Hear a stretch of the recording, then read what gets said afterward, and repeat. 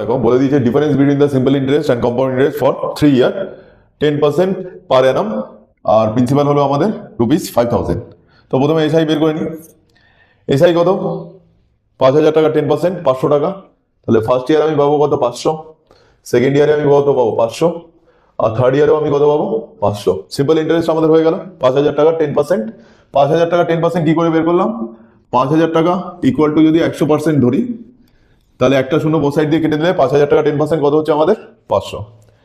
এবার কম্পাউন্ড ইন্টারেস্টে চলে আসি। কম্পাউন্ড ইন্টারেস্ট কি? ইন্টারেস্টের উপর ইন্টারেস্ট পাওয়া যায়। প্রথমে কি লিখলাম? ফার্স্ট ইয়ারে আমি 500 টাকা পেলাম 5,000 টাকার উপর। সেকেন্ড ইয়ারে কি পাবো? এই 5,000 টাকা এখানে ক্যাপিটালটা লিখে দিলাম। সেকেন্ড ইয়ারে এই 5,000 টাকার উপর তো 500 পাচ্ছি, আর ফার্স্ট ইয়ারের ক্যাপিটালটা আমাদের কি হয়ে আছে এখন? ইন্টারেস্ট, সরি ফার্স্ট ইয়ারের ইন্টারেস্টটা হয়ে যাচ্ছে আমাদের ক্যাপিটাল। তাহলে এর উপর কত পাবো? 10%, মানে 50 টাকা। আফটার সেকেন্ড ইয়ার দেখো আমাদের কাছে চারটে ক্যাপিটাল। এই 5,000-এর কত পাবো? 500, এটার উপর 50, এটার উপর 50, আর এটার উপর 5।